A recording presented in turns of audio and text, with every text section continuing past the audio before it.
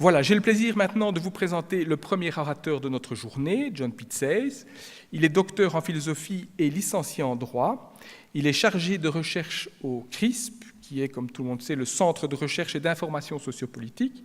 Ses principaux thèmes de recherche sont l'analyse des systèmes démocratiques, l'organisation institutionnelle de la Belgique, le système politique européen.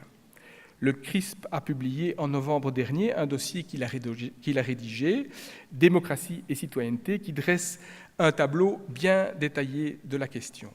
C'est à une synthèse de ce travail que nous lui avons demandé de contribuer, de nous présenter.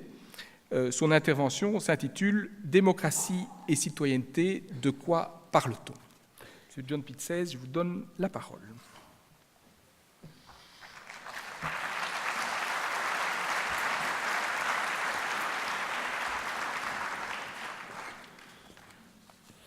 Merci Guy Selderslack pour cette introduction lumineuse. Merci à vous tous d'être là un 24 août au matin du côté de 9h30 de retour des vacances. C'est sans doute une part d'héroïsme de votre part. Et votre héroïsme est d'autant plus grand qu'il me faut d'emblée vous présenter un certain nombre d'excuses. Il va falloir que vous me supportiez pendant 45 minutes. Je suis bien entendu impressionné par le nombre et par la qualité de l'assistance, d'autant plus impressionné que je ne vois ici qu'un ensemble de silhouettes dont je ne vois pas les visages, donc j'ai l'impression d'être dans une sorte de film fantastique avec des silhouettes anonymes et donc d'autant plus impressionnantes. Donc je suis bien entendu impressionné par le nombre et la qualité de l'assistance et je vous demande d'emblée un double pardon. Le premier, c'est que compte tenu du thème, et compte tenu du thème et de l'occasion, il est demandé de l'interlocuteur d'être soit informatif, soit intéressant. On m'a demandé d'être les deux à la fois, et la tâche est d'autant plus difficile à accomplir qu'il y a de fortes chances que j'échoue à cette double tâche. Le deuxième pardon a trait en partie de nouveau au thème, c'est-à-dire le thème de démocratie et citoyenneté. C'est un thème ample qui a été lui-même déjà amplement arpenté, comme l'a rappelé Guy Selderslack. Et ce que je vais essayer de faire, c'est de compliquer le plus possible. Je vais essayer de rendre peut-être le plus compréhensible possible, mais la moins évidente possible la compréhension de ces deux notions. Donc si vous avez l'impression à la fin de cet exposé que toutes les choses sont absolument plus claires à la fin de l'exposé qu'au début, c'est que j'aurais échoué dans mon entreprise. Si par contre c'est l'inverse, ce qui est une manière de me prémunir quant à l'absence de clarté de cet exposé, c'est que j'aurais réussi. Alors, pourquoi cette volonté de complexifier les choses ? Tout simplement parce que quand on pense à la démocratie et quand on pense à la citoyenneté, ce sont deux termes qui, précisément, nous semblent a priori évidents.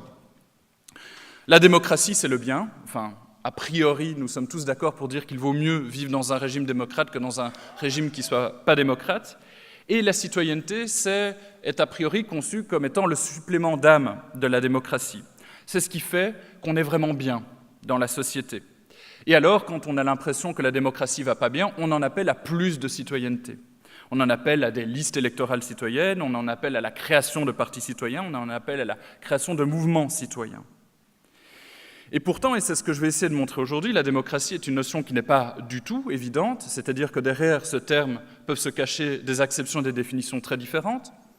Par exemple, Viktor Orban a une définition de la démocratie sans doute assez différente de la définition que vous entretenez vous-même dans vos pratiques d'éducation, mais il n'en demeure pas moins qu'il se présente comme un démocrate illibéral, mais un démocrate tout de même. Qu'en est-il ? Et quant à la notion de citoyenneté, eh bien, l'appel à la citoyenneté peut justifier, et justifie souvent, des pratiques et des politiques absolument contraires. Par exemple, c'est au nom de la citoyenneté qu'on peut décider, par exemple, je pense à la problématique du voile à l'école, qui est du foulard à l'école, qui est un problème dont vous avez sans doute déjà souvent discuté. On peut tout à fait estimer que c'est au nom d'une certaine idée de la citoyenneté qu'il faut pouvoir permettre à des élèves de venir à l'école et de pouvoir y porter le voile, et c'est aussi au nom d'autres conceptions de la citoyenneté qu'on peut estimer qu'il est au contraire extrêmement important que l'école soit par exemple un lieu neutre ou un lieu auquel en tout cas le port de ce foulard ne soit pas toléré.